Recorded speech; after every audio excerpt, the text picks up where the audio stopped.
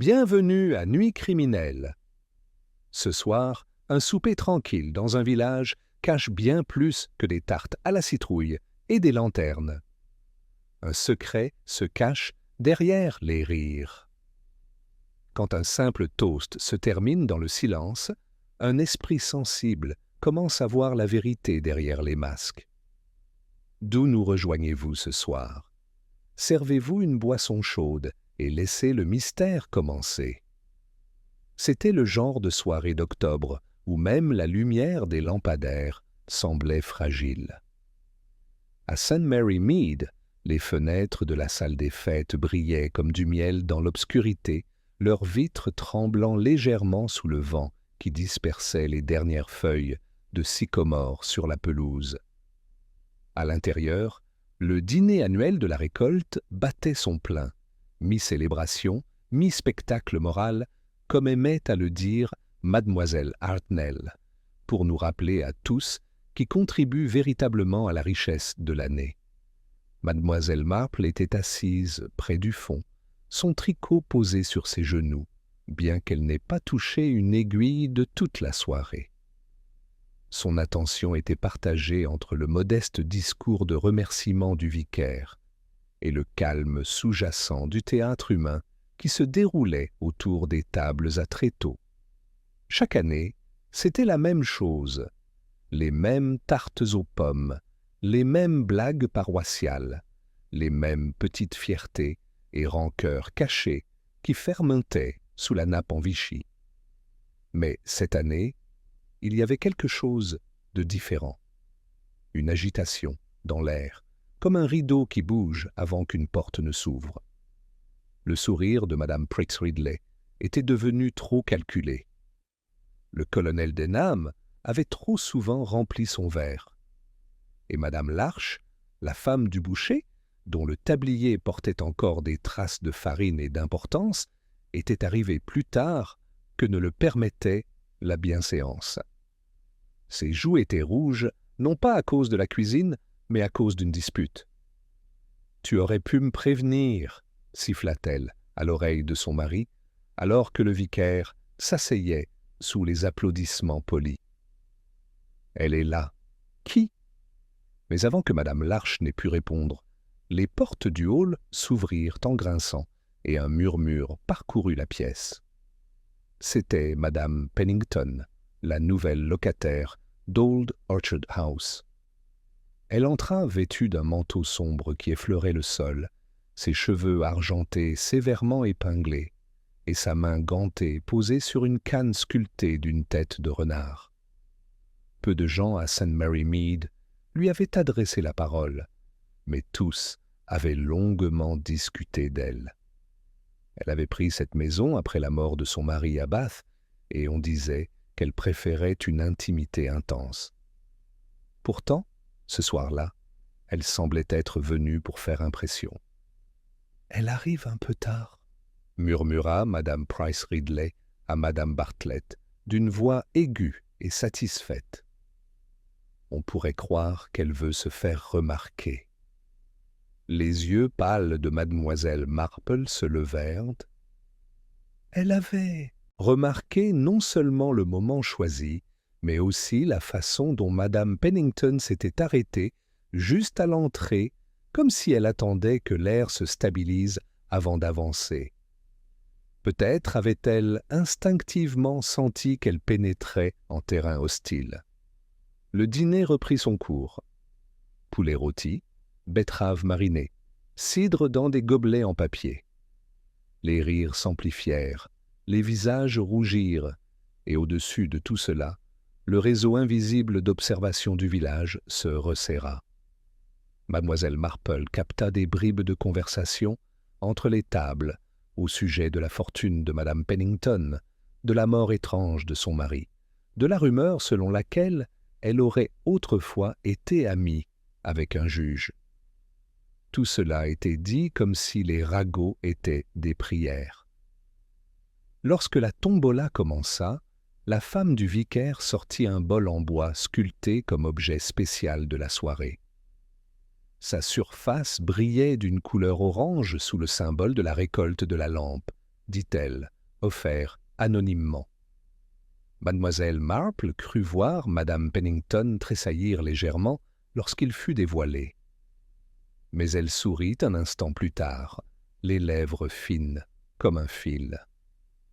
À 9 heures, le dîner avait atteint son heure la plus dangereuse, le moment où la bonne volonté se transforme en comparaison mesquine.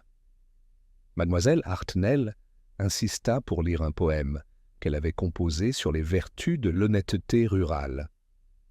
Le vicaire toussa dans sa manche. Le colonel Denham commença à hocher la tête. Puis, à travers le bourdonnement des assiettes et des conversations, un petit bruit sec se fit entendre, celui d'un verre qui se brisait. Un silence s'installa. Près de la porte, Madame Pennington se tenait immobile, la main tremblante au-dessus de la nappe.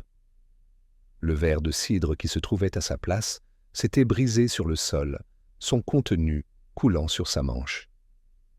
Elle ne regardait pas le verre, mais le bol sculpté représentant une récolte qui se trouvait désormais devant M. Larche, comme s'il avait été déplacé là délibérément.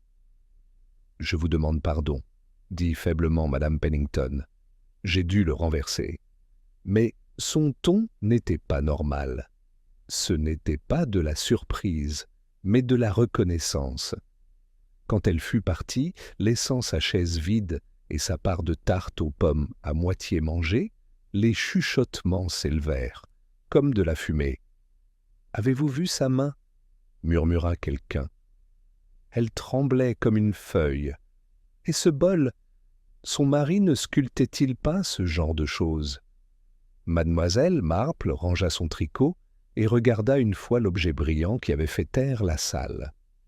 La tête de renard sculptée dessus correspondait, dans chaque ligne, à la poignée de la canne de Madame Pennington. Dehors, le vent se renforçait, balayant les feuilles, sur le trottoir, dans des soupirs secs. Quelque chose s'était mis en branle, pensa Miss Marple en silence. Pas une querelle, ni un accident, mais quelque chose de plus ancien, un schéma qui commençait à réapparaître. Et comme tous les schémas, il finirait par révéler son dessein. Elle se leva, fit ses adieux et sortit dans la nuit froide. Derrière elle, les rires reprirent avec juste assez d'énergie pour prouver qu'ils pouvaient encore résonner. Les rires qui suivirent Mademoiselle Marple dans la nuit glaciale avaient un côté fragile, comme du verre poli trop fort. Elle s'arrêta sur le chemin, le son s'estompant derrière elle, et serra son châle autour d'elle. Quelque part au-delà du cimetière, le vent faisait un bruit sec dans les hêtres. Malgré toute sa chaleur, St. Mary Mead pouvait sembler étrangement vide lorsqu'on quittait une salle remplie de gens qui faisaient semblant de ne pas réfléchir. Le soir, Mademoiselle Marple, dit une voix depuis l'ombre du portail. C'était l'inspecteur Cray, récemment transféré de Market Basing, vif et sérieux, avec un visage qui semblait perpétuellement poli par les intempéries. Il tenait son chapeau sous le bras et souriait, mais son regard ne suivait pas son expression. « Belle réunion ce soir, c'est ce qu'on m'a dit. » Mademoiselle Marple inclina la tête. « En effet, même si j'ose dire que ce sera plus intéressant avec le recul. » Il rit doucement. « Que voulez-vous dire? Les gens ne sont jamais tout à fait eux-mêmes dans une foule. Ils en montrent trop ou trop peu. On apprend beaucoup si on remarque cela. » Cray acquiesça légèrement, bien que son regard se soit détourné vers les fenêtres du hall. « Il y a eu un peu d'agitation, ai-je cru comprendre. »« Du verre brisé ?»« Madame Pennington, » répondit doucement Mademoiselle Marple. Elle semblait surprise par quelque chose. « Surprise ou coupable ?» demanda-t-il à moitié en plaisantant. Le sourire de Mademoiselle Marple était poli, mais peu encourageant. « D'après mon expérience, inspecteur, la culpabilité se manifeste rarement de la même manière.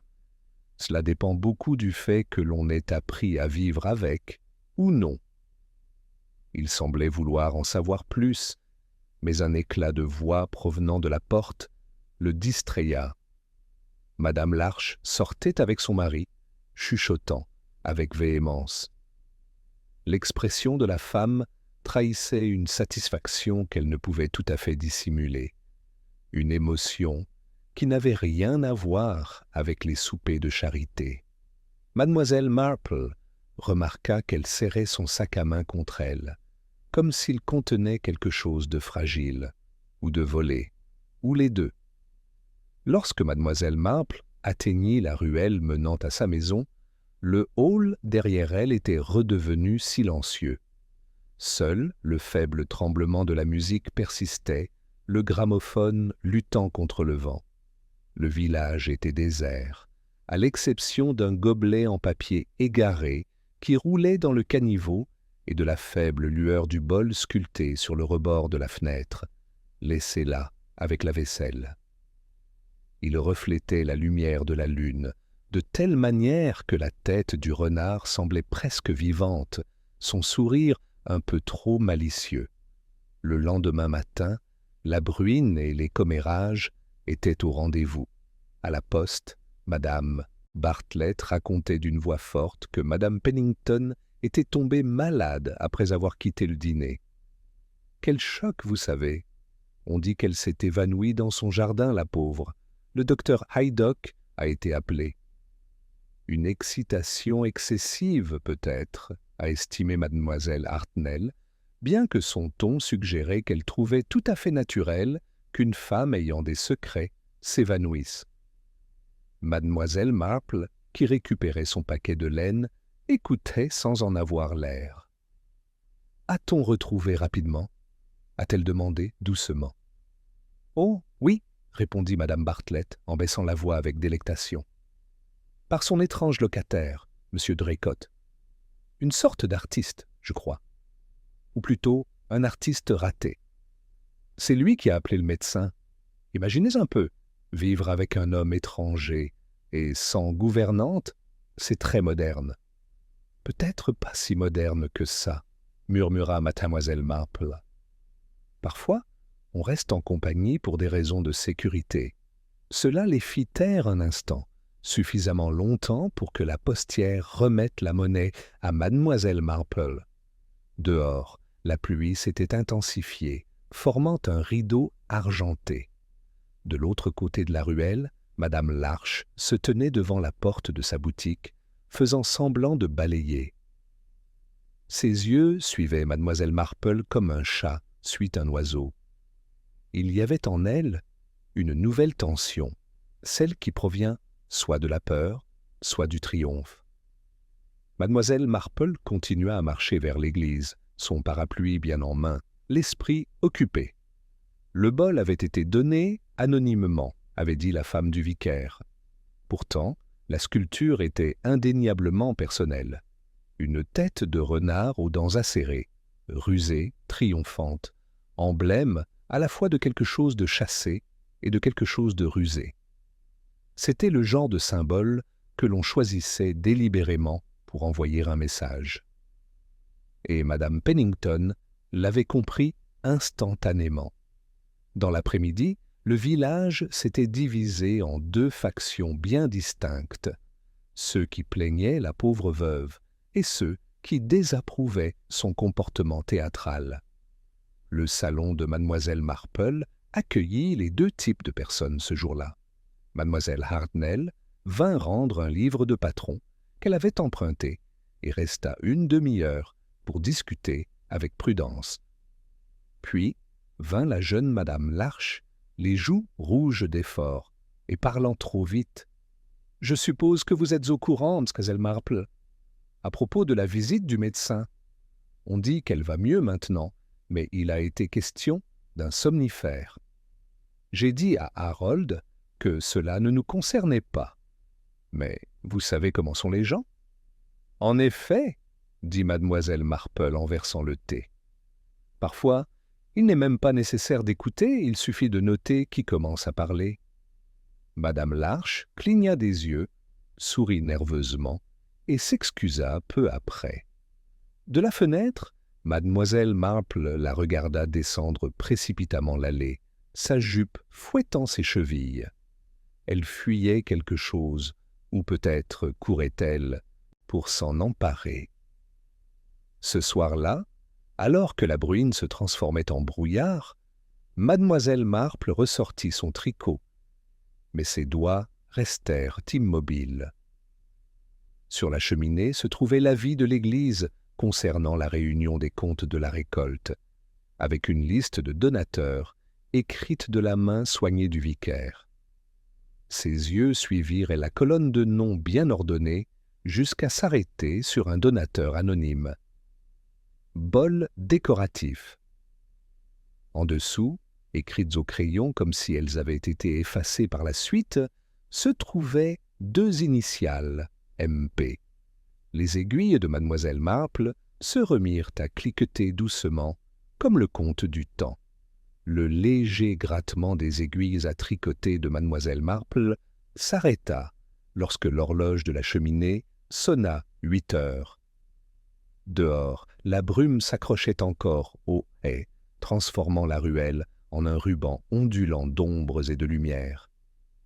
Elle plia soigneusement l'avis de l'Église et le glissa dans son panier à couture. Ce n'était pas encore un indice, seulement une curiosité, mais d'après son expérience, les plus petites curiosités avaient souvent les ombres les plus longues. On frappa à sa porte, d'un coup hésitant, incertain. Lorsqu'elle ouvrit, l'inspecteur Cray se tenait là, le col humide de brume. « Excusez-moi de venir à cette heure, mademoiselle Marple, » dit-il. « Je voulais connaître votre impression sur la nuit dernière. Madame Pennington m'a demandé de parler à ceux qui étaient présents. Il semble qu'elle ait passé une matinée plutôt désagréable. Entrez, inspecteur. » Elle le conduisit au salon, où le feu commençait à se transformer en braise. « Je crois comprendre qu'elle a été retrouvée malade. » « Tout à fait. Son locataire, Draycott, l'artiste, l'a trouvée évanouie dans le jardin. Le docteur Haydock dit qu'elle a eu de la chance de ne pas mourir. Il y avait quelque chose dans son organisme, léger, mais inattendu. Mademoiselle Marple servit le thé sans faire de commentaires. « Vous voulez dire qu'elle a été empoisonnée ?» Cray sourit faiblement. « C'est peut-être un mot trop fort. Appelons cela un irritant. Une potion destinée à calmer les nerfs, dit-il. Mais rien n'indique qu'on lui ait prescrit quoi que ce soit de ce genre. Les gens gardent souvent des remèdes qu'ils ne devraient même pas, dit doucement mademoiselle Marple. Et parfois, d'autres le savent. Il se pencha en avant, étudiant son visage. « Vous pensez que quelqu'un aurait pu lui glisser quelque chose ?»« Je pense, » répondit-elle, « que la peur peut être transmise aussi facilement qu'une poudre. Madame Pennington m'a donné l'impression d'être une femme qui avait peur depuis longtemps. » Cray fronça les sourcils. « Peur de quoi ?»« Peut-être d'être découverte, » dit doucement mademoiselle Marple. « Mais pas nécessairement par la justice. » Il se rassit, tapotant son carnet. « Vous avez le don de compliquer les choses simples. »« Oh, pas du tout. C'est la nature humaine qui complique les choses. » Son regard se posa sur le feu. « Vous voyez, le village aime que ces mystères soient bien rangés, qu'il y ait quelqu'un à blâmer, quelqu'un à pardonner. Mais la vie s'organise rarement de manière aussi ordonnée. » Il rit, bien que mal à l'aise. « Je ferais quand même mieux de commencer à ranger. Je me rendrai à Old Orchard House demain matin. Elle a demandé à rester seule, mais nous devons savoir qui a manipulé ce bol. » Miss Marple acquiesça, le regard lointain. « Oui, le bol. Un choix étrange pour une tombola de la récolte. » Cray se leva et boutonna son manteau. « Je vous tiendrai informé, Miss Marple. »« Je n'en doute pas, » répondit-elle avec un sourire doux qui ne le rassura pas. Une fois qu'il fut parti, le silence dans le cottage sembla devenir pensif. Les braises crépitaient et l'air transportait le parfum léger de la terre humide depuis la fenêtre ouverte. Mademoiselle Marple reprit son tricot, mais ses aiguilles bougeaient sans suivre aucun motif. Elle pensait à la main tremblante de Madame Pennington, aux dons anonymes et au sourire sculpté du renard.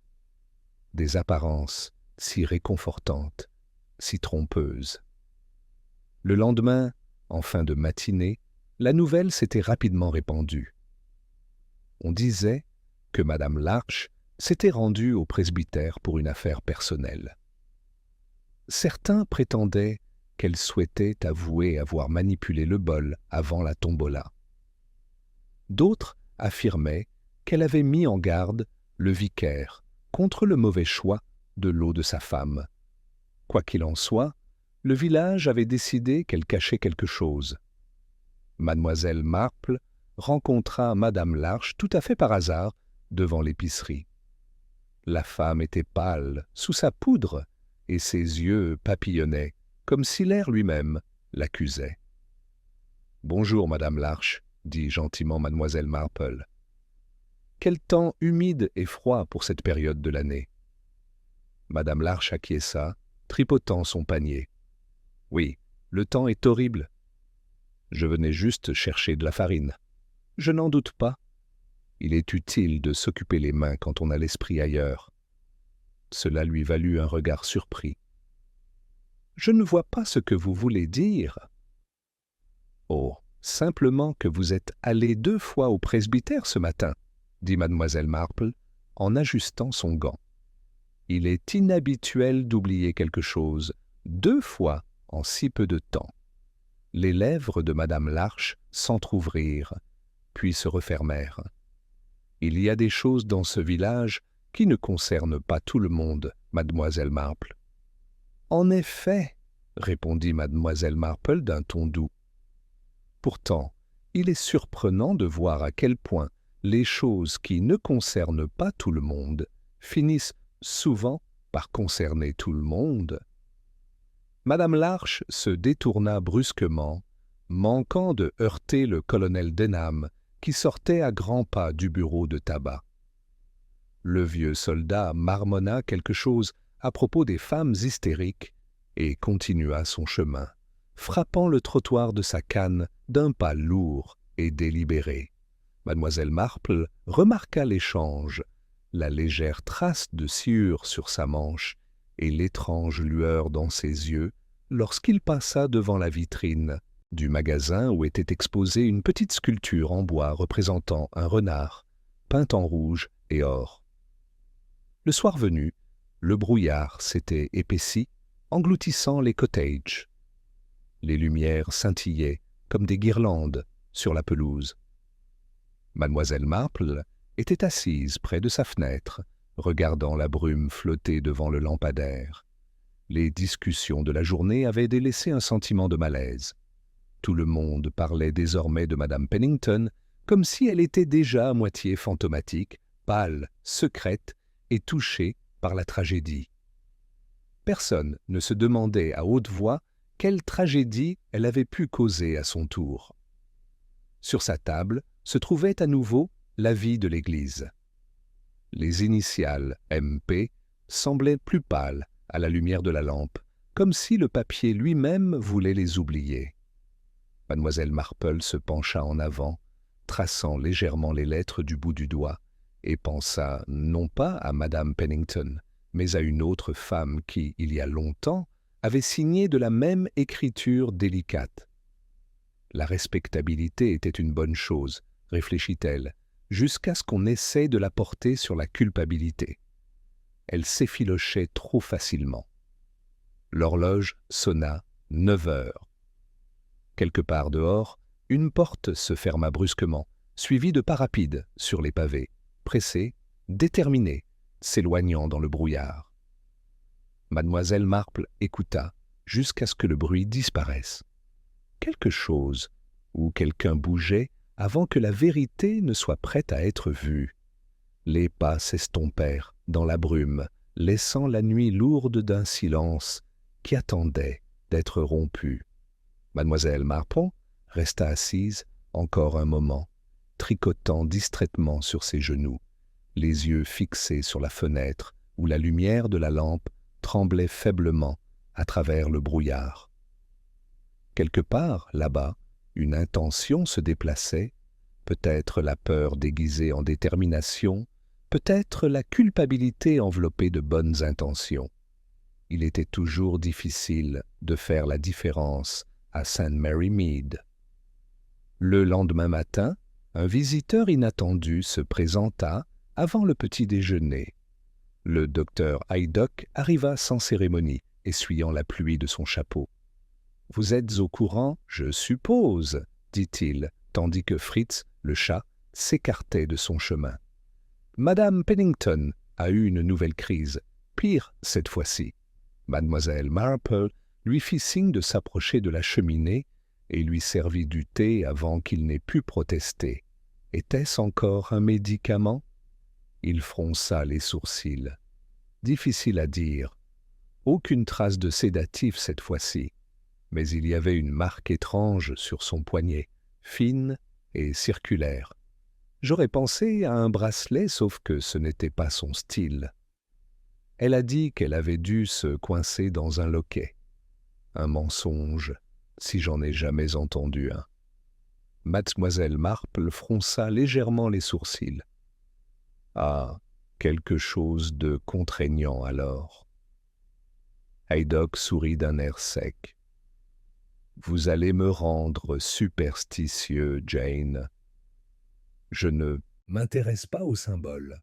Moi non plus, répondit-elle doucement. Mais les êtres humains s'y intéressent, souvent sans le vouloir. Il hésita. On dit qu'elle va s'absenter quelque temps, à Bath, encore une fois. L'inspecteur n'est pas enthousiaste, mais le vicaire pense que le repos lui fera du bien. Le repos, répéta doucement mademoiselle Marple, ne s'obtient que rarement en s'enfuyant. Une fois qu'il fut parti, elle prit son parapluie et se dirigea vers Old Orchard House. La ruelle était encore glissante à cause de la pluie, et les haies ployaient sous son poids.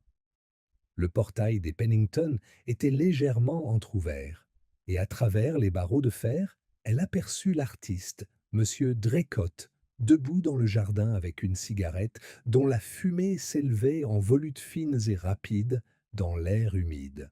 « Bonjour, dit-elle, et il se retourna, beau d'une manière fatiguée, avec l'expression de quelqu'un trop habitué à être incompris. « Mademoiselle Marple, n'est-ce pas? Vous venez sans doute pour le bol de tombola. Tout le monde semble venir pour ça. Je viens prendre des nouvelles de la santé de madame Pennington, dit-elle aimablement. On aime savoir comment vont ses voisins. » Il rit brièvement. Les voisins. C'est ainsi que vous les appelez? Elle a peur d'eux, mademoiselle Marple. Chaque murmure est pour elle, comme un clou dans son cercueil. Vous avez vu comment il la regardait, ce soir-là? Les gens regardent toujours ce qu'ils craignent, dit-elle. Parfois c'est la culpabilité, parfois la vérité. Parfois, ce ne sont que des ragots. Son regard se posa sur la balustrade du porche, où de légères traces de vernis brillaient. « Avez-vous sculpté cela, monsieur Draycott ?» Il cligna des yeux, puis suivit son regard. Vers la balustrade. « Oui, je restaure des objets. Le bois se comporte comme les gens. Il ment jusqu'à ce qu'on le presse. »« C'est très vrai, » dit mademoiselle Marple.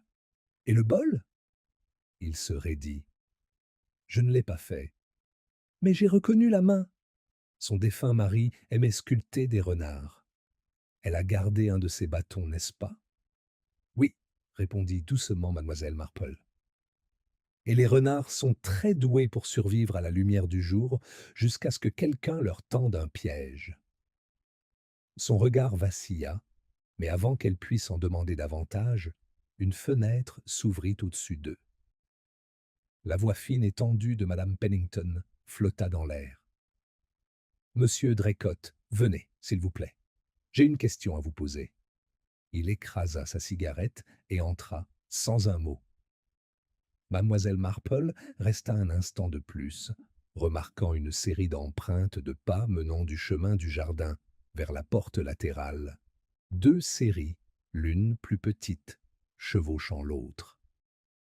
Encore une fois, les apparences l'emportaient sur la vérité, pensa-t-elle. Comme il était facile pour le village de ne voir que ce qui correspondait à son idée du péché. Lorsqu'elle arriva dans la rue principale, la cloche de l'église sonnait midi et les conversations avaient mûri, comme des fruits trop mûrs. Madame Price Ridley, toute rouge d'importance, s'était postée devant l'épicerie, déclarant que Madame Larche était hors d'elle à cause d'un objet manquant dans son magasin. Un ornement, je crois, annonçait-elle à qui voulait l'entendre. Une sculpture représentant un renard. Disparu pendant la nuit? Imaginez la coïncidence. Mademoiselle Marple sourit faiblement. Les coïncidences étaient rares à St. Mary Mead. Peut-être s'est-elle enfuie dans les bois, suggéra-t-elle. La vieille femme renifla. Vous prenez tout à la légère, mademoiselle Marple, mais certains d'entre nous s'inquiètent du moral de la population. De tels événements, et le bol de la récolte qui n'a toujours pas été récupéré dans le hall, c'est honteux. Mademoiselle Marple plissa légèrement les yeux. Il est toujours là, dites-vous? Oui, oui. Madame Bartlett m'a dit qu'elle l'avait fermé à clé hier soir et qu'elle l'avait retrouvé exactement là où il avait été laissé. Personne n'y a touché. C'est là, pensa mademoiselle Marple, le problème avec les objets respectables. Ils restent exactement là où ils ne devraient pas être, attendant que quelqu'un les remarque. Elle passa l'après-midi à rédiger une note à l'intention de l'inspecteur Cray, lui demandant de faire examiner le bol, non pas à la recherche d'empreintes digitales, ajouta-t-elle, mais à la recherche de traces de polish. Les gens nettoient rarement ce qu'ils ont l'intention d'oublier. À la tombée de la nuit, le brouillard revint, plus épais qu'auparavant. Mademoiselle Marple alluma sa lampe et s'installa dans son fauteuil, mais son attention s'éloigna de l'écharpe à moitié terminée. Quelque part derrière sa fenêtre, elle entendit un faible bruit, comme du bois contre de la pierre, ou peut-être le cliquetis d'un loquet. Elle se leva et se dirigea vers la porte. La ruelle était déserte, mais près de son portail, quelque chose de petit brillait à la lumière de la lampe. Un morceau de bois orange, finement sculpté, dont le bout de l'oreille d'un renard était complètement cassé. Elle le ramassa avec précaution, son souffle visible dans le froid. Quelqu'un avait commencé à effacer son œuvre, mais pas assez rapidement. Le morceau sculpté reflétait la lumière du lampadaire, comme une braise dans la paume de Miss Marple. Elle le tourna une fois, deux fois, remarquant le grain fin et la légère odeur de vernis neuf, et non le polish vieilli du bol de récolte. Celui qui avait cassé ce morceau avait travaillé récemment, peut-être quelques heures auparavant. L'oreille de renard, pensa-t-elle, n'appartenait pas à quelque chose d'ancien, mais à quelque chose qui en était une imitation. La différence entre l'artisanat et la contrefaçon résidait souvent dans l'intention. Elle plaça le fragment dans une petite enveloppe et la glissa dans son bureau avant de se rasseoir. Le tricot était oublié. Elle connaissait désormais le schéma, ou plutôt le rythme, de sa peur trompeuse menant à la dissimulation au mal, et le mal revenant sous forme de représailles silencieuses. C'était un vieux schéma villageois, simplement revêtu cette fois-ci du tissu plus fin du chagrin et des ragots. Un coup sec à la porte la fit sursauter. Lorsqu'elle ouvrit, l'inspecteur Cray se tenait à nouveau sur le seuil, son chapeau rabattu sur les yeux pour se protéger de la brume. Je ne voulais pas vous déranger, mademoiselle Marple, mais il s'est passé quelque chose au hall, dit-il. Vous m'avez interrogé au sujet de ce puits. Eh bien, il a disparu. Disparu? Son ton était calme, presque résigné. C'est plutôt rapide pour un objet aussi symbolique. Cray fronça les sourcils. Symbolique? Oh, certainement. Les gens volent souvent des symboles lorsqu'ils ne peuvent pas voler la tranquillité d'esprit. A-t-il été volé proprement? Il hésita. Aucun signe d'effraction. Mais Madame Bartlett jure qu'elle est enfermée. Seule elle, le vicaire et Madame Larche ont les clés. Étrange, puisque Madame Larche dit avoir perdu la sienne hier. Perdue, murmura Mademoiselle Marple. Un mot aux multiples nuances. Avait-elle l'air bouleversée? Elle a dit qu'elle l'avait laissé tomber en revenant de chez le boucher, mais elle avait l'air d'avoir avalé la vérité à mi-chemin. Mademoiselle Marple acquiesça légèrement. Vous découvrirez peut-être qu'elle ne l'a pas perdu du tout, inspecteur. Parfois, nous égarons délibérément des objets pour voir qui les trouvera. L'expression de Cray s'adoucit en un sourire désolé. Vous aimez vraiment donner une dimension philosophique à mon travail, n'est-ce pas? Ce n'est pas de la philosophie, mon cher. C'est une habitude. Elle prit son manteau. Si le bol a disparu, autant voir où il n'est pas. La salle des fêtes était fermée à clé et plongée dans l'obscurité, mais la clé de l'inspecteur tourna sans difficulté. À l'intérieur, l'air sentait le bois froid et le cidre avec une légère odeur de cire qui persistait près des tables à tréteaux. Mademoiselle Marple avançait lentement, le faisceau de sa petite lampe torche balayant le sol. Une chaise était renversée, comme si quelqu'un s'était levé précipitamment. Sur la scène, sous les banderoles aux couleurs de l'Union Jack, l'espace où le bol avait été exposé était vide. Celui qui l'a pris n'était pas intéressé par sa valeur, dit Cray. Ce n'est qu'un bibelot. Ah, mais ce n'est pas le cas, répondit mademoiselle Marple. C'est un symbole. Pour certains, cela peut être bien plus dangereux. Elle s'accroupit à côté de la table, ses doigts effleurant une légère trace orange sur la planche. Du vernis, murmura-t-elle, et fraîchement appliqué. Vous pensez que quelqu'un en a fait une copie? Peut-être. Ou peut-être craignait-il qu'on en trouve une. Elle se redressa. Dites-moi, inspecteur, avez-vous remarqué les mains de madame Pennington aujourd'hui? Il cligna des yeux. Je ne peux pas dire que oui. Pourquoi? Elle porte des gants, même à l'intérieur. En lin très fin. Ils cachent les égratignures, les brûlures ou les taches. Cray la regarda avec un respect grandissant. Vous pensez qu'elle a pris le bol elle-même? Les yeux de mademoiselle Marple brillèrent légèrement. Penser est un mot trop fort. Mais j'ai souvent remarqué que la culpabilité et la propreté vont souvent de pair. Alors qu'il quittait le hall, une silhouette se déplaça derrière la haie, une lanterne se balançant faiblement, puis disparaissant.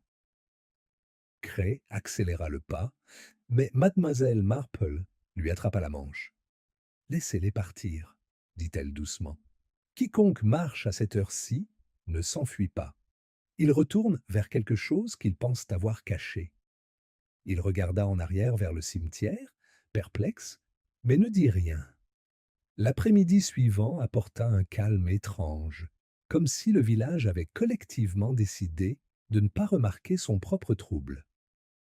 Les magasins ouvrirent tard, et même Madame Price Ridley parlait à voix basse, préférant spéculer à voix basse plutôt que de faire des déclarations. Le seul signe d'agitation se trouvait dans la vitrine du magasin des Larches. L'espace où était exposé le renard sculpté était désormais occupé par un pot de chrysanthème. Un piètre déguisement, pensa mademoiselle Marple. car les fleurs se fanent beaucoup plus vite que les secrets. À l'heure du thé, Monsieur Draycott se présenta à la porte de son cottage. Son visage portait les traces de l'épuisement de quelqu'un qui s'est battu, à la fois contre sa conscience et contre les conséquences. « Je suis désolé de vous déranger, commença-t-il. Mais j'ai pensé que vous deviez savoir. Madame Pennington est partie. J'ai pris le premier train pour Londres. » Mademoiselle Marple versa le thé comme s'il était venu simplement pour se réchauffer. « Sans prévenir ?» Il acquiesça. Elle m'a laissé un mot disant qu'elle m'écrirait une fois qu'elle aurait retrouvé son calme. Il fit une grimace. C'est une belle façon de dire qu'elle s'enfuit. Peut-être, dit doucement mademoiselle Marple, ou peut-être s'assure-t-elle que quelqu'un d'autre ne puisse pas le faire. Il fronça les sourcils. Vous pensez qu'elle protège quelqu'un? Mademoiselle Marple esquissa un petit sourire énigmatique. La protection peut être un prétexte très pratique pour exercer un contrôle, monsieur Draycott. On se demande parfois qui protège qui. Il fixa sa tasse, et pendant un long moment, aucun des deux ne parla. Dehors, le vent s'était levé à nouveau, faisant battre une branche contre la vitre à un rythme régulier. Cela ressemblait presque à un battement de cœur, lent, délibéré, dans l'attente. Quand il partit, mademoiselle Marple resta près du feu, l'enveloppe sur son bureau intacte. Elle y jeta un coup d'œil, puis regarda vers la fenêtre, où le reflet de la lampe scintillait faiblement dans la vitre. Dans sa lueur, la silhouette floue d'un renard semblait apparaître et disparaître, comme s'il l'observait. Quelque part, à St. Mary Mead, pensa-t-elle, la vérité prenait forme en silence, se sculptant lentement dans le bois de la respectabilité. Le faible scintillement dans la vitre s'estompa lorsque mademoiselle Marple éteignit la lampe. L'obscurité s'installa dans le cottage, mais ses pensées restèrent éveillées, se frayant un chemin à travers le brouillard des convenances villageoises, comme de la soie fine à travers un tissu grossier. Le départ soudain de madame Pennington ne l'avait pas surprise, mais ce qui l'intriguait, c'était le moment choisi. Les gens s'enfuient rarement sans public, même si ce public n'existe que dans leur imagination. Au matin, les ragots s'étaient transformés en certitude. Madame Pennington était partie à Londres pour se faire soigner. Personne ne savait de quoi il s'agissait, mais tout le monde s'accordait à dire que c'était les nerfs. Mademoiselle Hartnell récita cette conclusion avec un plaisir particulier chez l'épicier, ponctuant ses propos de soupirs significatifs. Mademoiselle Marple, passant devant la fenêtre, capta le ton et sourit faiblement. Le besoin d'explication d'un village était aussi fort que son appétit pour le thé. Elle continua vers le presbytère, la brume se dissipant dans la faible lumière du jour. Le vicaire, un homme doux aux mains bienveillantes et à l'expression perpétuellement apologétique, l'accueillit. « Ah, mademoiselle Marple, comme c'est gentil de votre part de passer.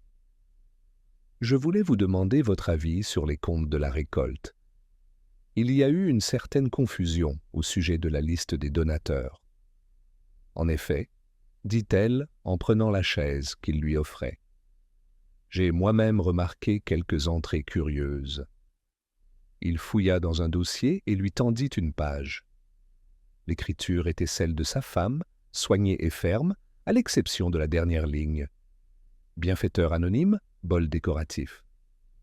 En dessous, une légère trace de crayon, effacée à la hâte. Les mêmes initiales, MP Mademoiselle Marple, l'étudia longuement. « C'est votre femme qui a écrit cela ?»« Oui, répondit-il.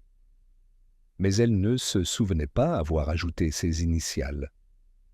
Je me suis demandé si c'était peut-être l'un des membres du comité qui l'avait fait. Ou quelqu'un qui voulait qu'elle soit vue, murmura mademoiselle Marple. Vous souvenez-vous qui a manipulé ce papier après le dîner?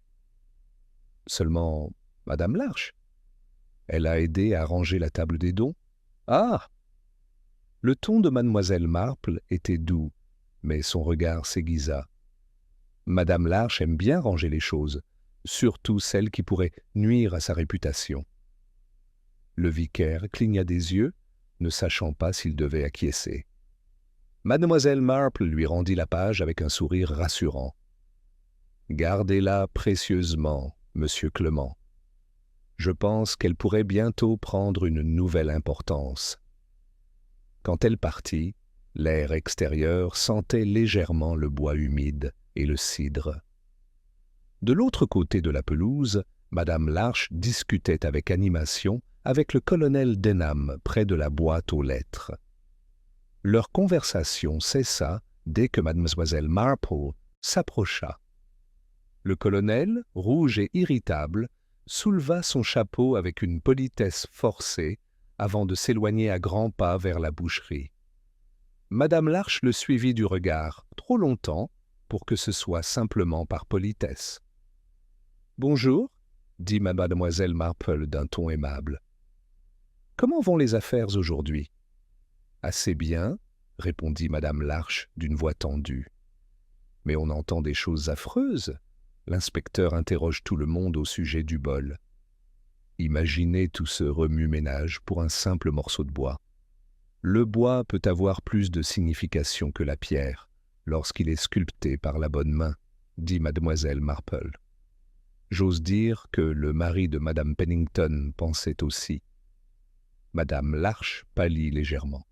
« Vous pensez qu'elle l'a envoyé ?»« Je pense, » dit mademoiselle Marple d'un ton doux, que les symboles ont tendance à revenir à leur propriétaire, qu'ils le veuillent ou non. Madame Larche eut un petit rire nerveux. « Vous avez vraiment une façon de dire les choses, mademoiselle Marple. On apprend, ma chère, dit-elle, que ce que les gens appellent des accidents sont très souvent des répétitions. » Cet après-midi-là, le calme de St. Mary Mead semblait étrangement tendu.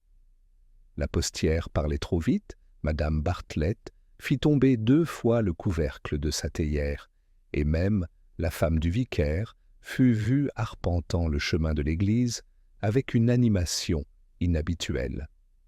C'était comme si le village lui-même sentait que quelque chose avait été perturbé sous son calme apparent et attendait de voir qui trébucherait le premier.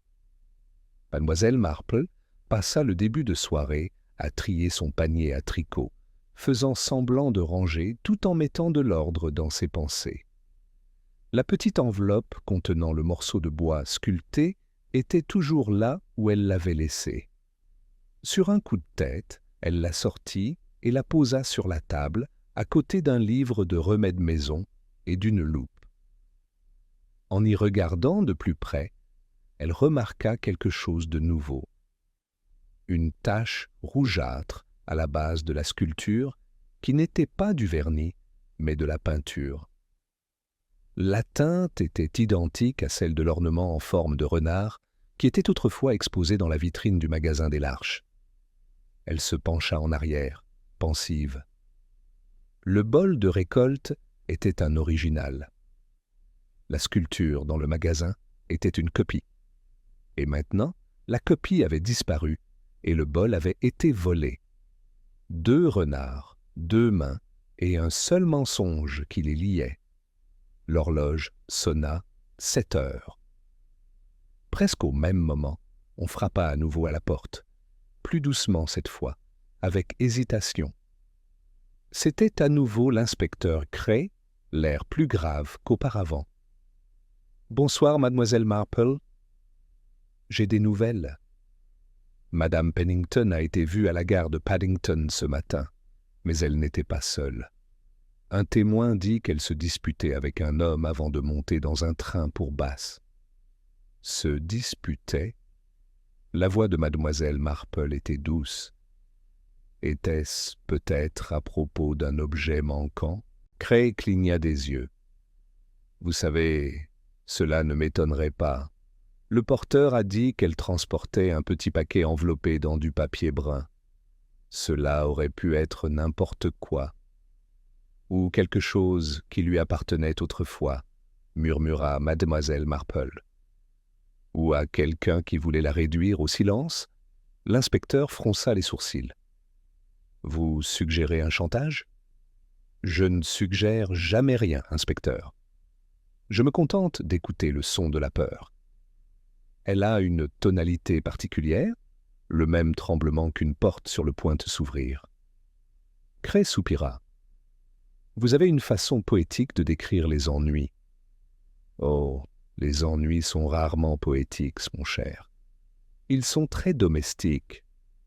Ils préparent le thé, rangent et enferment les choses jusqu'à ce qu'elles commencent à sentir mauvais. Il avait l'air perplexe, mi-amusé, mi-inquiète. Vous pensez que la disparition du bol est liée au départ de Madame Pennington? Je pense, dit Miss Marple en se levant pour verser le thé, qu'à St. Mary Mead, aucune disparition n'est jamais isolée. Il y a toujours une absence correspondante à proximité, une vérité manquante, une loyauté manquante ou une conscience manquante. Cray prit la tasse qu'elle lui tendait, pensif. Alors, que manque-t-il maintenant, selon vous? Son regard se porta vers la fenêtre, où le brouillard revenait, plus épais et plus bas, enveloppant les cottages d'un secret pâle. Quelque chose d'assez humain, je le crains. Quelque chose que nous verrons bientôt révélé au grand jour. Dehors, une seule cloche d'église sonna l'heure, son écho doux, persistant et étrangement incertain, comme si le temps lui-même hésitait à avancer. Le brouillard étouffa le dernier coup de cloche, laissant l'air épais et hésitant. Mademoiselle Marple se tenait près de la fenêtre, les mains posées légèrement sur le rebord. Les cottages de l'autre côté de la ruelle apparaissaient comme des silhouettes douces, familières, mais étrangement vigilantes. Quelque part dans le brouillard, un chien aboya une fois, puis se tut. C'est dans ces silences, pensa-t-elle, que la vérité se manifestait souvent. Un léger frottement de chaussures interrompit sa rêverie. Au bout de la ruelle, une silhouette se déplaçait à pas rapides et furtifs. Mademoiselle Marple regarda Madame Larche passer sous la lumière du réverbère, un châle rabattu sur la tête et quelque chose serré contre elle. La femme marchait d'un pas vif, mais elle tourna 2 fois la tête, d'abord vers l'église, puis vers Old Orchard House. La direction était révélatrice. Lorsque mademoiselle Marple eut rejoint son manteau et fut sortie dans la rue, Madame Larche avait disparu au détour du virage. Elle ne la suivit pas, ce n'était pas son genre. Elle traversa plutôt la rue pour se rendre à la porte du presbytère, où une faible lueur de bougie brillait encore à travers la fenêtre du bureau. La porte s'ouvrit presque avant qu'elle n'ait frappé. « Mademoiselle Marple ?» La femme du vicaire cligna des yeux, surprise. « De sortie à cette heure-ci? Je pourrais dire la même chose, ma chère, » répondit gentiment Miss Marple, en jetant un coup d'œil vers le bureau éclairé. « Monsieur Clément travaille encore? »« Oui, il prépare le sermon de demain. Un sujet si difficile, le pardon. » Sa voix vacilla légèrement sur ce mot. « Entrez, je vous en prie, mais je ne peux pas rester longtemps. Les Larches étaient ici il y a moins d'une demi-heure. Une scène affreuse? Vraiment? » Le ton de mademoiselle Marple resta doux. « Entre eux? Ou avec vous? »« Avec moi, j'en ai bien peur. » Madame Larche a insisté sur le fait qu'elle avait trouvé quelque chose appartenant à Madame Pennington. « Une lettre, disait-elle, tombée dans la boutique. Je lui ai dit qu'elle n'avait pas à lire la correspondance privée, mais elle a insisté sur le fait que cela concernait les affaires du village. »« Les affaires du village, » répéta doucement mademoiselle Marple. « quelle expression élastique! Et vous a-t-elle laissé la lettre? La femme du vicaire hésita. Non, elle a dit qu'elle l'apporterait à l'inspecteur dès le lendemain matin. Mais entre nous, je soupçonne qu'elle ne ira pas plus loin que le tiroir de sa cuisine. Mademoiselle Marple sourit faiblement. Alors je ne vous dérangerai plus ce soir. Merci, ma chère. Dehors, le brouillard s'était épaissi jusqu'à prendre la couleur du vieux lin. Mademoiselle Marple releva son col et marcha lentement vers le green. À mi-chemin, elle perçut des voix basses et pressantes provenant du cimetière. Elle s'arrêta derrière la haie d'ifs, la terre humide sous ses pieds, dégageant une légère odeur aigre. Deux silhouettes se tenaient près de la porte du cimetière. Madame Larche et le colonel Denham. Vous avez dit qu'elle était partie, s'écria le colonel d'une voix rauque. Si elle a écrit à quelqu'un. Non, murmura Madame Larche d'un ton sec. Je m'en suis assuré. Elle a laissé cette lettre derrière elle, je vous l'ai dit. Elle a peur, c'est tout. Mais si vous m'aviez écouté plus tôt. Ne me faites pas la leçon, femme, rétorqua Denham. Si cette sculpture réapparaît, nous sommes tous les deux finis. Miss Marple plissa les yeux. La peur s'exprimait différemment chez les hommes et chez les femmes, mais elle pouvait entendre son rythme dans leurs deux voix, la netteté d'une culpabilité partagée. Elle s'éloigna discrètement avant qu'ils ne se séparent, son souffle formant une légère buée dans le froid. De retour chez elle, elle posa son manteau humide et mit de l'eau à bouillir. Le sifflement discret de la bouilloire lui rappela les longues nuits de la guerre, où la patience était la seule arme qui restait à ceux qui attendaient la vérité. Elle écrivit une brève note à l'inspecteur Cray, suggérant que la recherche du bol, disparu, inclut la sacristie de l'église, où les symboles de la vertu sont souvent conservés par ceux qui ont mauvaise conscience. Le matin arriva pâle et glacial. La brume s'était retirée vers les champs, laissant le village recouvert de givre.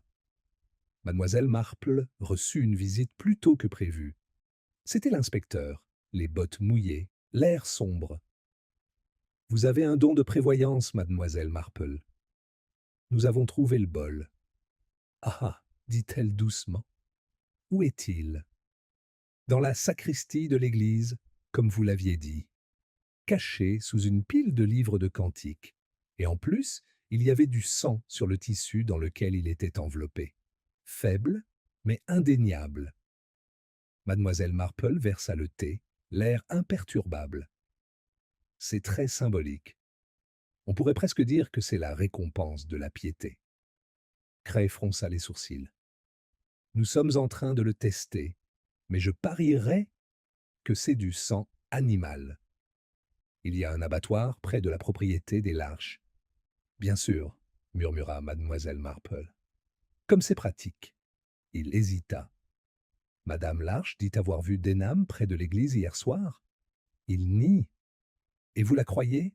Je ne sais pas, admit-il. Ils ont tous les deux quelque chose à cacher. Cela ne fait aucun doute. Tout à fait, dit mademoiselle Marple. Mais ce qu'ils cachent n'est peut-être pas la même chose. L'un cache sa honte, l'autre son ambition, peut-être. Cray haussa un sourcil. Vous pensez que Denham voulait quelque chose de madame Pennington? Oh, pas vouloir, inspecteur. Lui était redevable. Elle croisa les mains. Une dette de réputation peut peser plus lourd que l'argent. J'imagine que madame Pennington détenait un tel compte. Il se pencha en avant. Si elle savait quelque chose. Elle savait beaucoup de choses, l'interrompit doucement mademoiselle Marple. Mais la connaissance est une possession étrange. Entre de mauvaises mains, elle peut devenir dangereuse. Ils restèrent assis dans un silence pensif. Le feu crépitait, tandis que l'horloge faisait tic-tac. Dehors, Le givre commençait à fondre, transformant la pelouse du village en un miroir humide et scintillant. Mademoiselle Marple regardait la vitre, tandis que des gouttes traçaient des chemins lents et brillants sur le verre. Cela ressemblait, pensa-t-elle, au visage de quelqu'un qui essayait de ne pas pleurer. Cray se leva pour partir, promettant de donner des nouvelles. Lorsque la porte se referma derrière lui, mademoiselle Marple se dirigea vers son bureau et sortit à nouveau la petite enveloppe. Elle tourna le morceau sculpté sous la lumière, sa teinte rougeâtre brillant contre ses doigts. L'oreille de renard, fraîchement vernie, ne ressemblait plus à un accident. Elle ressemblait à une signature, fière, délibérée et provocante. Elle la posa à côté de sa tasse de thé et regarda la vapeur s'élever, se demandant non pas qui avait sculpté le renard, mais qui l'avait apprivoisé. La vapeur de la tasse de thé de mademoiselle Marple s'éclaircit, tourbillonnant comme la fumée d'un feu mourant. Le morceau de bois sculpté à côté brillait faiblement, sa petite forme moqueuse, lui rappelant que les symboles ne restaient jamais immobiles. Ils changeaient de main, comme la culpabilité. Elle se leva, ramena son châle sur ses épaules et regarda une fois de plus la ruelle scintillante. Le givre avait presque disparu, mais le village lui-même restait figé dans son propre silence. Ce calme fragile qui suivait toujours la découverte de quelque chose de malsain. En milieu de matinée, l'inspecteur Cray fit savoir que le colonel Denham avait été emmené pour être interrogé. La nouvelle se répandit plus vite que le gel n'avait fondu. Chaque seuil de porte semblait produire un murmure, à chaque fenêtre, un public. Miss Marple, cependant, soupçonnait que l'arrestation n'était pas une fin, mais une pause commode. Les villages aimaient leurs méchants simples, et Denham, fanfaron et fier, correspondait parfaitement à ce modèle. Elle se rendit au parc, où la femme du vicaire disposait des chrysanthèmes sur le monument aux morts. Quelle affaire terrible, soupira madame Clement. Et le colonel était si respecté. Bien sûr, c'est souvent ainsi que la respectabilité peut tout cacher, n'est-ce pas? Ou être confondue avec elle, dit gentiment mademoiselle Marple. Parfois, les gens portent l'honneur comme une armure utile lorsqu'on craint d'être transpercé. La femme du vicaire lui adressa un sourire perplexe, ne sachant pas si elle était d'accord avec elle ou si elle la contredisait gentiment. Mademoiselle Marple la laissa à ses fleurs et se dirigea vers la poste. À l'intérieur, madame Bartlett était en pleine récitation. Il a été traîné hors de chez lui, déclara-t-elle en comptant la monnaie d'un client qui avait cessé de faire semblant de ne pas écouter.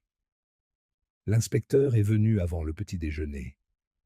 Il a dit que c'était à propos du bol, mais je pense que c'est en réalité à propos de cette affaire avec madame Pennington. Vous savez ce qu'on dit, les lettres sont dangereuses. Le regard de mademoiselle Marple s'aiguisa, mais son ton resta doux. Des lettres? Comme c'est curieux. Je croyais que madame Pennington faisait attention à sa correspondance. C'était le cas, dit madame Bartlett, en se penchant en avant, la voix réduite à un délicieux murmure. Mais apparemment, l'une d'elles a été retrouvée déchirée en deux dans la poubelle du colonel. Remarquez, c'est madame Larche qui me l'a dit elle-même. Elle a dit qu'elle l'avait trouvée en lui apportant des côtelettes. Et vous pouvez imaginer la suite.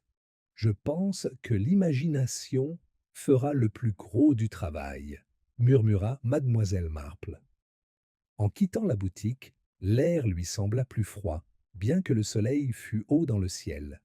Une lettre déchirée, un bol caché, une sculpture réparée trop récemment. Le schéma n'était plus aléatoire.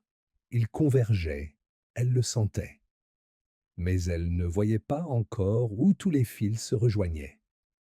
Elle marcha lentement vers son cottage, passant devant l'église, dont la porte de la sacristie était ouverte.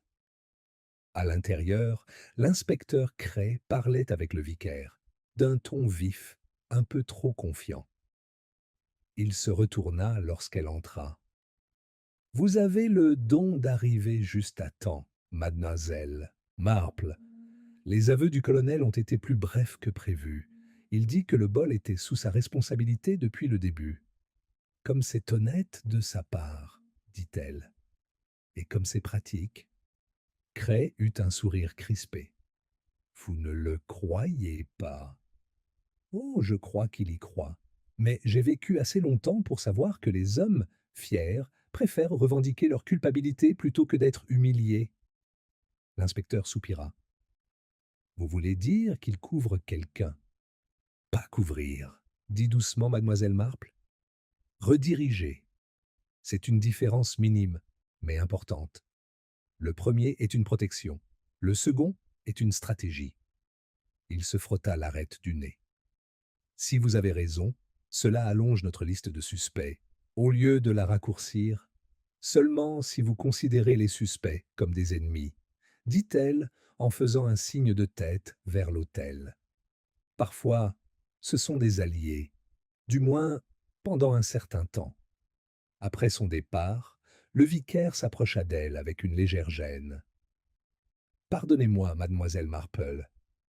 On m'a demandé de garder la sacristie fermée à clé jusqu'à ce que les choses soient réglées. Mais vous semblez avoir une raison d'être ici. »« En effet, monsieur Clement, » dit-elle doucement. « Je suis venue voir ce qui reste après que les gens pensent avoir tout nettoyé. » Elle se dirigea vers le placard où étaient empilés les livres de cantiques et l'ouvrit avec précaution. Sous la pile, là où le bol avait été caché, se trouvait un petit morceau de papier brun froissé, déchiré et légèrement taché. Un fragment d'emballage de colis. Elle le retourna et, dans le coin inférieur, elle vit les restes d'une étiquette d'un drapier londonien. À Peabody and Sons, Bath Street. Madame Pennington s'était rendue à Londres. Mais Bath Street n'était pas un endroit où l'on achetait des vêtements. C'était un endroit où l'on envoyait discrètement des articles pour les faire réparer ou restaurer. Mademoiselle Marple plia soigneusement le morceau de papier et le glissa dans son gant. Restauration. Oui, c'était le mot juste. Quelqu'un avait restauré plus que du bois. Restaurer un secret peut-être, ou une réputation qui aurait dû rester en miettes. Ce soir-là, alors que le crépuscule s'installait tranquillement dans les ruelles, elle s'assit à nouveau près du feu. L'horloge du cottage tic-taquait patiemment. Dehors, les rires des enfants se mêlaient aux premières conversations de ceux qui se préparaient pour le défilé d'Halloween de la semaine suivante. C'étaient toujours les mêmes masques et lanternes, les mêmes déguisements et faux-semblants, la même joie d'être quelqu'un d'autre le temps d'une soirée. Comme c'était approprié, pensa-t-elle, que ce petit mystère ait choisi la même saison. Elle ouvrit sa boîte à couture et en sortit l'oreille de renard, qu'elle posa à côté du bout de papier. Les deux objets semblaient se parler, le bois et le papier, la tromperie et la livraison. Elle les examina, l'air serein, mais concentré. On frappa à la porte, rapidement, avec insistance. Lorsqu'elle ouvrit, un jeune agent de police se tenait là, à bout de souffle. « Excusez-moi, mademoiselle Marple, » dit-il. L'inspecteur Larche a disparu. Elle a laissé sa boutique fermée à clé. Son mari dit qu'elle est allée chercher quelque chose au presbytère, mais elle n'est jamais revenue. Les doigts de mademoiselle Marple se refermèrent légèrement sur le fragment sculpté. « Oh mon Dieu !» dit-elle doucement. « Il semble que nos masques commencent à tomber plus tôt que prévu. » Elle regarda au-delà du policier, vers le crépuscule, qui s'intensifiait, où la brume se levait à nouveau le long des haies. Quelque part dans cette brume, elle sentait qu'une vérité se déplaçait, tranquillement, délibérément prête enfin à se montrer. La nuit s'était intensifiée lorsque les paroles du policier se sont posées dans l'air immobile. Mademoiselle Marple se tenait sur le seuil de sa porte, la faible lueur de la lampe de son salon éclairant le chemin. La brume s'était à nouveau épaissie, s'enroulant autour des haies comme un souffle retenu trop longtemps. Elle regarda au-delà du visage inquiet du jeune homme, vers la ruelle sombre, où chaque forme semblait à moitié formée et incertaine. « Dans quelle direction a-t-elle été vue pour la dernière fois ?» demanda calmement mademoiselle Marple. « Vers le presbytère, madame. »« Vers 7h30, je crois. » Monsieur Larche a dit qu'elle avait pris son châle, mais pas son sac à main. « Alors elle ne comptait pas s'attarder, » murmura mademoiselle Marple. « Mais les intentions sont des choses si fragiles, n'est-ce pas? Comme des fils dans un temps humide, elles se rompent lorsqu'on les tend trop. » Le policier fronça les sourcils, ne suivant pas tout à fait. Elle lui adressa un sourire doux et le renvoya au parc. « Dites à l'inspecteur que je me rendrai moi-même au presbytère. L'air me fera du bien. » Ses pas ne faisaient aucun bruit sur la ruelle, étouffée par la brume.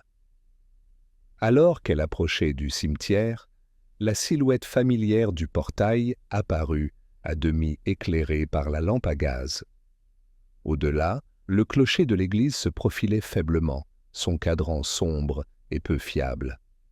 Quelque part, dans les ifs, un oiseau poussa un cri surpris, puis le silence revint. Les yeux de mademoiselle Marple, bien que vieillissants, ne manquaient pas un détail. Une parcelle d'herbe piétinée près de la porte attira son attention. 2 séries d'empreintes, l'une plus lourde, l'autre plus légère et traînante. Elle se pencha brièvement pour examiner le sol. La direction menait vers le chemin latéral derrière la sacristie. À la porte du presbytère, elle trouva l'inspecteur Cray qui parlait à voix basse au vicaire et à sa femme.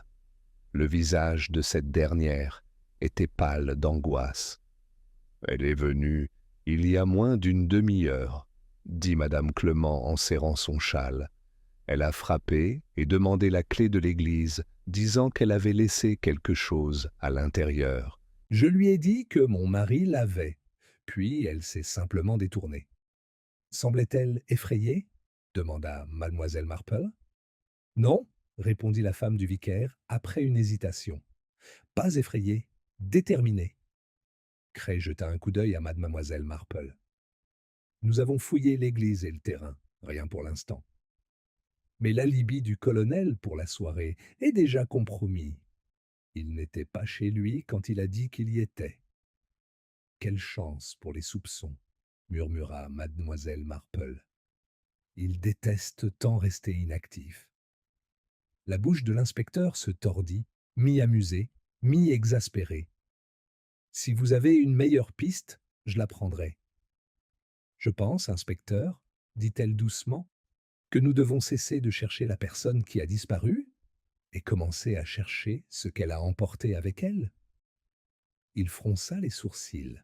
« Que voulez-vous dire ?» Mais mademoiselle Marple se contenta de sourire, l'air serein et distant, comme si elle écoutait quelque chose qu'il ne pouvait pas encore entendre. « Puis-je revoir l'intérieur de l'église ?» L'inspecteur lui ouvrit le chemin. La nef était plongée dans un silence spectral, l'air imprégné d'une odeur de cire de bougie et de pierre. Le clair de lune filtrait à travers les hautes fenêtres, dessinant des échelles pâles sur les bancs. Près de l'autel, un livre de cantiques était ouvert, comme s'il avait été laissé là à la hâte. Mademoiselle Marple s'en approcha, effleurant les pages de la main. Une enveloppe déchirée dépassait entre les pages. L'écriture était pâle et inclinée. Elle la retira avec précaution. Elle était adressée au colonel Arthur Denham, C.O. The Lashes, St. Mary Mead. La signature en dessous était effacée par l'humidité, mais deux initiales étaient encore lisibles. M.C.P. Mademoiselle Marple lut la ligne au-dessus. Si la vérité doit être dite, ce sera par ma propre main, pas par la tienne. L'inspecteur expira bruyamment. Bon sang, elle lui a écrit? Il semblerait, dit doucement mademoiselle Marple. Mais je me demande si elle voulait vraiment qu'il la reçoive, ou si elle voulait simplement donner l'impression de l'avoir fait. Cré prit la lettre et l'examina à la lumière de sa lampe torche. Nous allons la faire analyser pour trouver des empreintes. Bien sûr, murmura mademoiselle Marple, même si les empreintes sont souvent laissées par des innocents. Les coupables préfèrent porter des gants. Il lui jeta un regard en coin. Vous pensez que madame Larche a falsifié cela? Je pense que madame Larche se croyait assez intelligente pour contrôler une histoire qui la contrôlait déjà. La falsification, la désinformation, ce genre de choses n'est pas rare lorsque la respectabilité d'une personne commence à se fissurer. Les yeux de Cray se posèrent sur la page déchirée du livre de cantiques. Elle devait être venue ici, ce soir, pour la récupérer. Ou pour cacher autre chose, dit Miss Marple.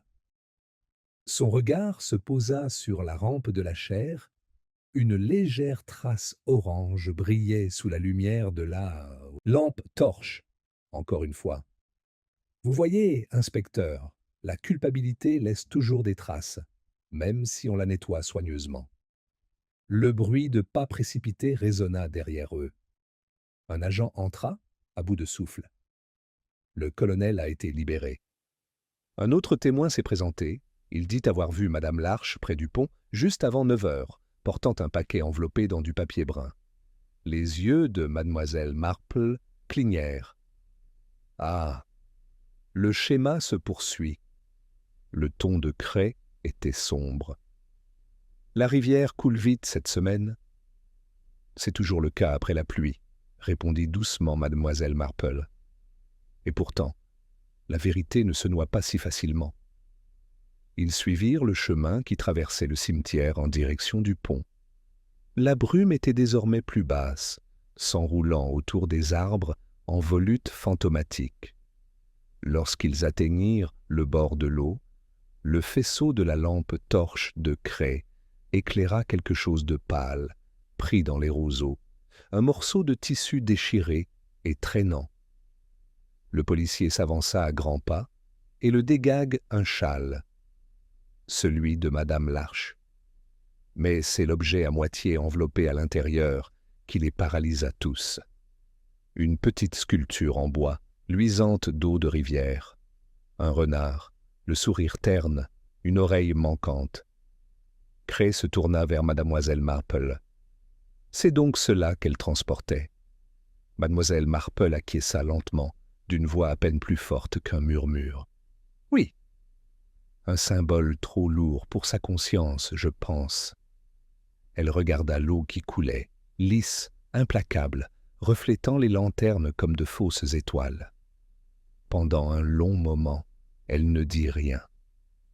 Puis, les apparences tranquilles sont si trompeuses, inspecteur. Même la culpabilité, lorsqu'elle est bien habillée, peut ressembler à du chagrin. Son regard s'attarda sur le courant sombre, suivant quelque chose d'invisible qui dérivait hors de la lumière. Le murmure lent de la rivière remplissait le silence, son courant sombre emportant des secrets en aval avec une patience que seule la nature pouvait se permettre. L'inspecteur Cray regardait les agents hisser le châle détrempé et la sculpture sur la berge, le visage tiré à la lumière de la lanterne. Mademoiselle Marple, dont le souffle était visible dans le froid, observait tranquillement, les mains soigneusement repliées sur la poignée de son parapluie, comme si elle assistait à des funérailles déjà écrites dans son esprit. Elle n'est pas dans l'eau, s'écria un agent en levant les yeux. Nous avons fouillé 20 mètres dans chaque direction. Aucun signe. Cray expira, mi-soulagé, mi-inquiet. Alors elle est vivante et se cache.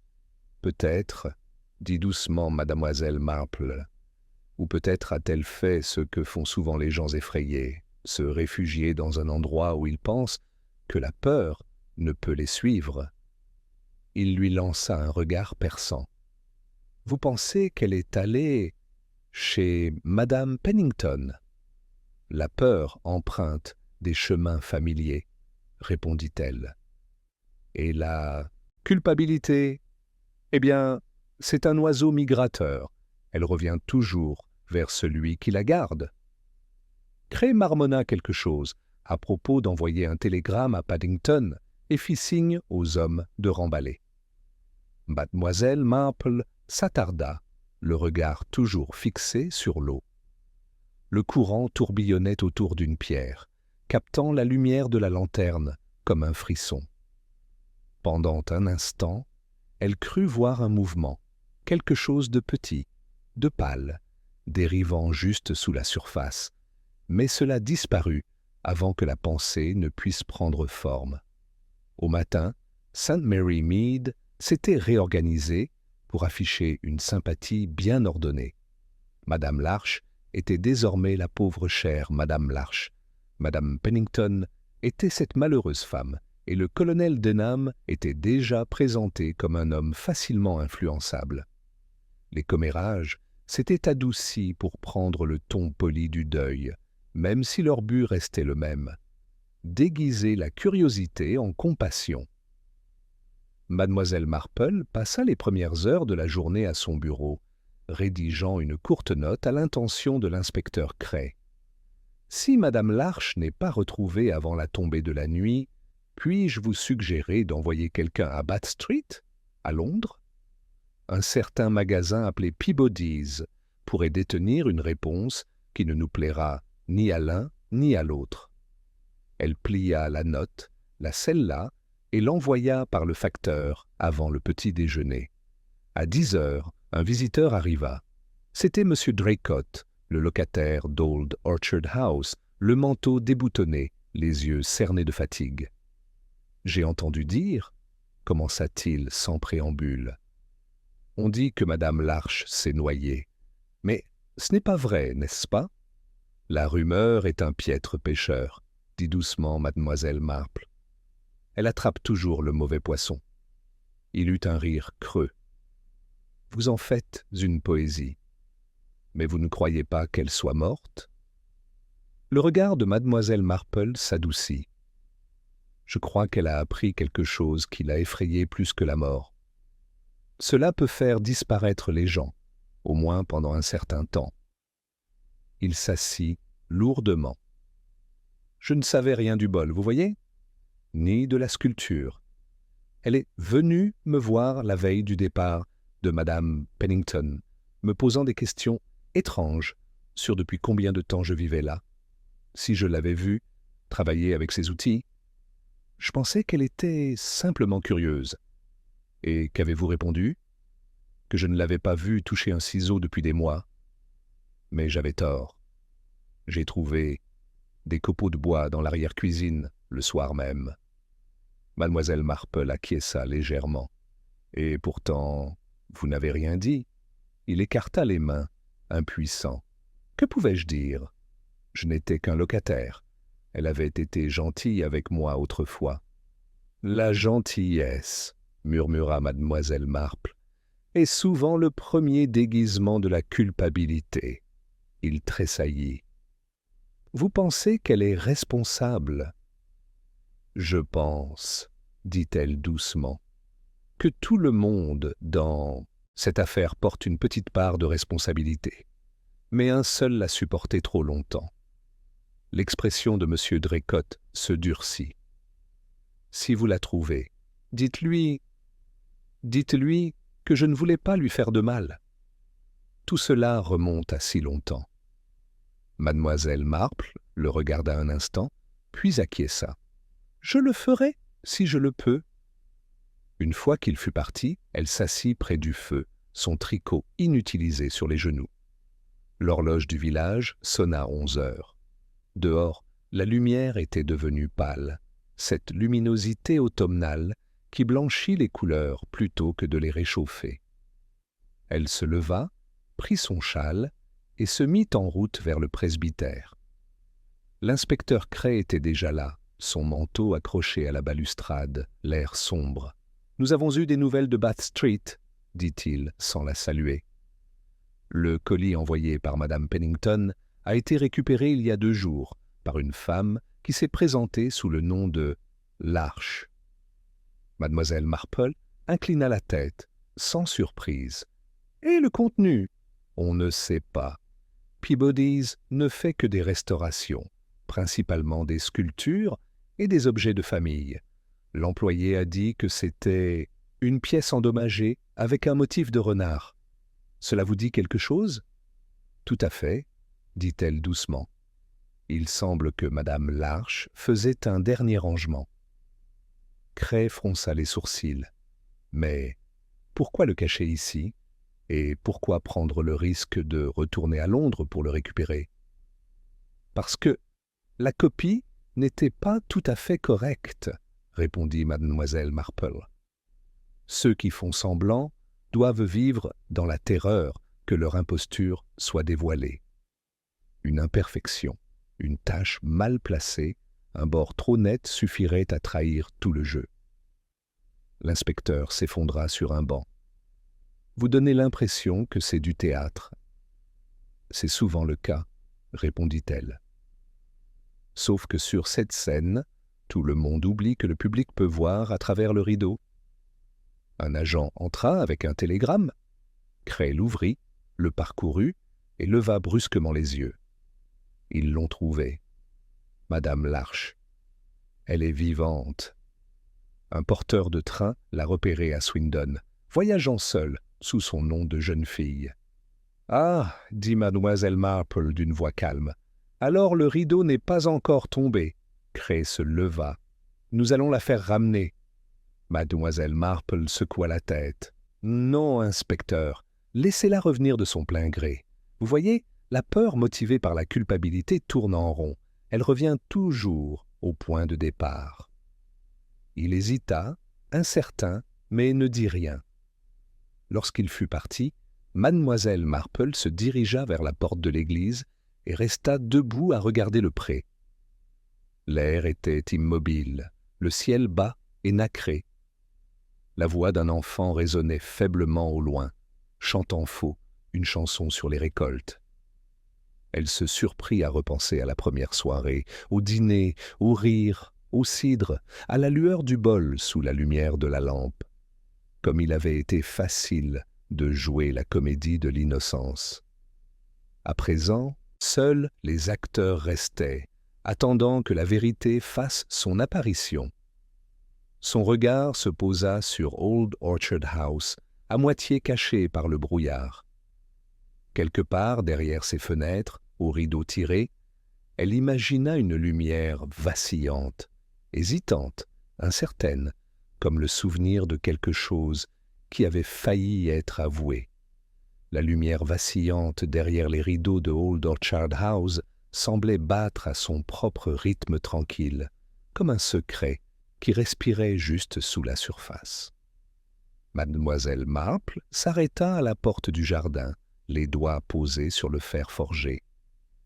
Elle n'entra pas tout de suite. Au lieu de cela, elle observa la maison comme s'il s'agissait d'une pièce de théâtre qu'elle regardait se dérouler depuis plusieurs nuits, chaque acte révélant un fragment de la nature humaine, subtil, involontaire, et pourtant d'une précision dévastatrice. Un léger bruissement se fit entendre dans la haie à côté d'elle, et elle se retourna pour voir M. Draycott s'approcher, une lanterne à la main, le visage pâle sous son halo. « Mademoiselle Marple » dit-il à voix basse. « Je ne voulais pas vous effrayer. Je voulais voir si vous seriez disposée à lui parler. » Elle est revenue. Mademoiselle Marple acquiesça. « Je pense qu'il est temps que toutes les vérités soient révélées. montrez-moi le chemin. À l'intérieur, la maison sentait le vernis à bois et un léger parfum mêlé à la fraîcheur persistante de l'air automnal. Madame Larche était assise près de la fenêtre, les mains jointes sur les genoux, les yeux fixés sur un point au-delà du jardin, comme si le passé s'était rassemblé là et refusait de bouger. Le châle, trouvé près de la rivière, était soigneusement posé sur le dossier d'une chaise. La sculpture en forme de renard reposait à côté, désormais sèche, avec son sourire à la fois suffisant et ridicule, selon l'angle sous lequel on la regardait. Mademoiselle Marple prit place en face d'elle, laissant d'abord le silence s'installer. Ce fut un long silence, mesuré, permettant à chaque pensée de prendre tout son poids. Finalement, Madame Larche prit la parole, d'une voix prudente, presque cassante. « C'est moi qui l'ai fait. Tout, le bol, la lettre, la sculpture. Je pensais protéger le village, protéger la respectabilité. Je n'ai pensé à personne d'autre. Protéger la respectabilité, répéta doucement mademoiselle Marple, laissant la phrase flotter entre elles comme un délicat ornement suspendu à un fin fil. Un noble objectif, si l'on ne se soucie pas du prix à payer. Je ne voulais faire de mal à personne, continua madame Larche. Je ne pouvais simplement pas laisser la vérité être connue, ni au sujet du bol, ni au sujet de la sculpture, ni au sujet d'elle. Elle fit un léger geste vers la chaise de madame Pennington, désormais vide. Elle méritait d'être laissée seule. Mais je pensais que le village ne pourrait supporter ses secrets. Et pourtant, vous avez agi, dit doucement mademoiselle Marple. Vous avez apporté la sculpture à Bath Street, essayant d'effacer ce qui pouvait être découvert. Vous avez déplacé le bol, caché la lettre. Tout cela pour préserver l'illusion que les apparences étaient intactes. Les lèvres de madame Larche tremblaient. Oui, je ne savais pas quoi faire d'autre. Je pensais avoir raison. Mademoiselle Marple examina ses mains, toujours jointes sur ses genoux. La peau était marquée par l'anxiété, mais les doigts conservaient une dignité tranquille. « Vous n'aviez pas tort de vous sentir responsable, » dit-elle doucement. « Mais la responsabilité est différente de la propriété. Vous avez pris une vérité qui appartenait à quelqu'un d'autre, et vous l'avez portée comme un manteau. » Elle se leva et se dirigea lentement vers la fenêtre. Dehors, le jardin était enveloppé de brume. Les contours des arbres ressemblaient à des croquis au lavis gris. La peur et la culpabilité sont d'excellents professeurs, poursuivit-elle, mais de piètres guides. Ils nous font tourner en rond, sur des chemins dont on ne voit pas la fin. Et parfois, lorsque le chemin se redresse, la leçon a déjà été apprise par tout le monde. Madame Larche baissa les yeux. « Je le comprends maintenant. » « Mais comment l'avez-vous su? Comment avez-vous tout vu ?» Le sourire de mademoiselle Marple était discret, modeste, mais ferme. On observe, on écoute, et on se souvient des petits détails. Un tremblement dans la voix, une tache trop fraîche pour être honnête, un gant qui cache la vérité d'une main. Je n'ai pas besoin de confession pour comprendre, seulement de patience et d'observation. Monsieur Draycott se tenait un pas derrière, silencieux, absorbant chaque mot. Il regardait mademoiselle Marple avec un mélange de crainte et de soulagement. « Alors c'est fini, seulement dans le sens où les actes ne peuvent plus se cacher derrière la peur, dit-elle. Mais les leçons persistent. La réputation, la respectabilité, le secret ont tous leur importance, et St. Mary Mead les portera encore un peu plus longtemps. » Madame Larche expira, libérant lentement et longuement la tension, les épaules affaissées. « Et le renard ?» Mademoiselle Marple jeta un coup d'œil à la sculpture. « Il reste un souvenir. Intelligent, rusé, et tout à fait humain dans sa tromperie. Et comme toutes les bonnes leçons, c'est à la fois un avertissement et un miroir. La pièce semblait s'être installée dans un nouveau rythme, plus doux désormais, un rythme d'acceptation plutôt que de faux-semblants. Dehors, les premières lueurs de l'aube effleuraient la brume d'un éclat doré pâle, illuminant le jardin et la ruelle au-delà. Le village allait bientôt se réveiller, inconscient d'avoir survécu non seulement à un mystère, mais aussi aux fragiles vérités humaines qui avaient failli le détruire. Miss Marple se leva et se dirigea vers la porte, la sculpture de renard à la main. Elle s'arrêta un instant, regardant les deux silhouettes, comprenant les couches de peur, de remords et de triomphe subtils qui s'entremêlaient dans leur expression. « Vous avez été courageux, » dit-elle doucement, « assez courageux pour enfin révéler la vérité. » La brume tourbillonnait devant les fenêtres, portant le son lointain d'une cloche d'église, hésitant et incertain, mais régulier. Elle s'attarda longuement, sentant l'équilibre du village revenir lentement, ses rythmes rétablis non pas par le spectacle, mais par de subtils actes d'honnêteté. Même les plus petits gestes de vérité, réfléchit-elle, pouvaient rétablir l'équilibre sans avoir besoin de fanfare.